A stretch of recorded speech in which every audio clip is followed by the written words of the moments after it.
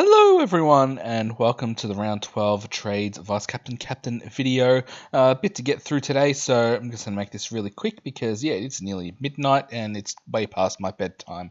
Alright, so first off we've got the DPPs, the new DPPs, which we didn't go through in the last video, but we'll just go through them now, just very quickly. It's going to go through the relevant ones. There's not many.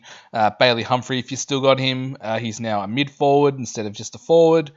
You've got Connor Uzi, who we all expected to get defender status. He's now a defender mid. And to my surprise, Tom Gross. He's now a mid forward, so he gained forward status. So, I was surprised he qualified for enough games, but then I realised for half those games he was the sub. So, okay, maybe not so surprised. All right, also today we've had the mid-season draft where we've had Tom McCarthy defender mid, Zach bench. We can stick him on a forward bench maybe.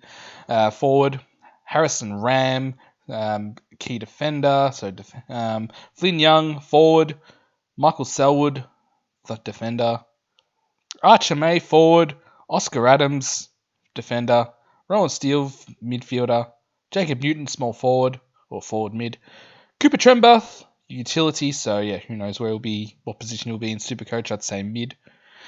Or maybe DPP, who knows. Anyway, Ewan McKinley, forward. Zach Walker, defender. Lachlan Blexton, ruck. Caleb Lewis, tall utility.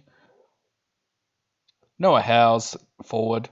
Manny Liddy, mid. Oscar Smart, very smart pick here, forward. And Liam McMahon to Essendon as well, key forward.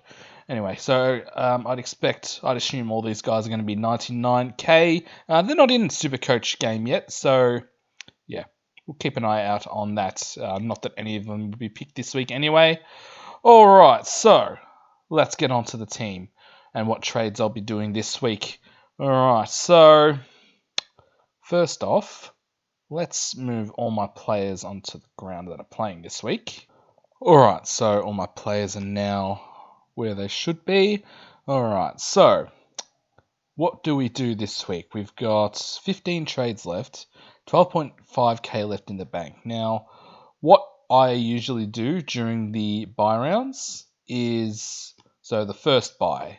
So we've got the Bulldogs, we've got Carlton, North, and Port Adelaide.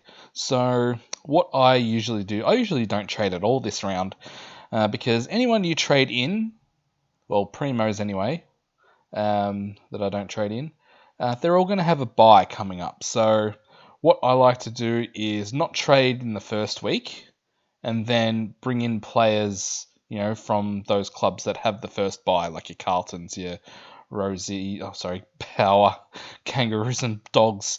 So what my plan is, probably make one trade just to build up some coin, some bank. And then next week, possibly bring in someone like the Bont or maybe Charlie Curnow because he's playing Essendon and he's going to have Jaden Laverty playing on him. Oh, God, that's going to be a bloodbath. But anyway, so what I will plan to do this week. Now, if I go through my side, I've counted, and I've got 21 potential players playing. That's including like a Gross, Boxall, Johnson. So let's say those three don't play. That's 18. So, right on, because we're playing best 18 with the bye rounds. I've also got some players here like Bailey Smith, Max Holmes, who have good matchups, so they're playing against West Coast. Ashcroft, Neil, Zorko, against Essendon. Lockie Whitfield against Richmond. Zach Merrick, could he play half back again? He was taking kickouts by the end of the game last week. And he could need to take a lot of kick-ins against Brisbane because I expect that to be a bloodbath as well. Hopefully Kako, he can get his spike game finally. Sure. Quite happy with how the teams look. It's actually not as bad as I thought. All right. So what trade will I do this week? So I'm going to hold Zach Reid. I know a lot of people are going to be trading out. You can actually downgrade Zach Reid to Tom Stewart. Tom Stewart is a pick that I would like to do, but unfortunately, I have a lot of round 16 bye players, so yeah, I'm not going to go there. You could put Zach Reed down to, what was the other one? Like a Jai Caldwell in the midfield. But again, round 16 bye, so yeah, I can't do that personally. But, those two picks, if you can do those, yeah, go for it. A couple of rookies on the bub. Actually, sorry, I forgot. The teams. Yeah, there's been one set of teams named, and yeah, I forgot about that. So, apologies for that. We've got a debutant, Zach Johnson. I think he's a 113k mid, pick 70. Apparently, he's been pretty well, doing pretty well. So, yeah, I'm looking forward to seeing him debut. Elijah Sartis. He's back for those who held him since about round 2. And Archer Day Wicks, he's also on the bubble. Mid forward, 99k. So does he hold his spot in the side? I'm not very confident in that. Then again, we do have a lot of injuries. So, yeah, probably not going to go there. All right. Let's have a look at the teams. Darcy Fort versus Todd Goldstein. All right, let's look at the interchange here. Oh, he's bloody Fagan. If you make Levi Ashcroft the sub, I swear I'm going to do a parody video on you too. But surely it's Kai Lohman or Devin Robertson, maybe. Where is he? Yeah. Who have we got playing in our back line? Oh, Jesus. Yeah, Jaden Laverde is our number 1 key defender. Bloody hell. Alright, so, yeah, alright, that's enough of that. Yeah, sorry, back to my trades. Could go Archer Day Wicks or go early on Anus Clark from Essendon. But yeah, I'll wait and see his second game because I do not trust any of the Scott brothers, really. Alright, so I'm going to trade out Matt Carroll. Alright, I'm going to say thank you for making 89k, and we're going to sell you for about a 70k profit. Alright, because we're going to... what's going on here? Okay, so we're going to trade out Carroll. And we're going to bring in a rookie that's on the bubble. Now, I know that Bolter has to come back into the side. Lynch has to come back into the side. But, yeah, I was reading something about the coach, Adam Uze, saying, like, yeah, this guy deserves to play at AFL level. And they've got a few injuries themselves, the Tigers. So he could play forward. He could play defender as well. So, well, hence his defender forward status. And he's got an 82 in his system last week. So, hopefully he can make us a bit of coin. Hopefully he can stay in the side. Even if he doesn't. Okay, so he's got that forward eligibility. So for my teams, you see, I've got, Max Holmes here as a defender. I could swing into there. Got Jack Sinclair here. I can swing into there and just use Saad Al Hawley and other mid forwards. Just to just give my team some flexibility. So yeah, maybe I could hide him up here or something if he gets dropped. All right, although we already have Cooper Simpson and Aiden Johnson that we have to hide. But anyway, next 5 weeks, best 18. So yeah, all right, cool.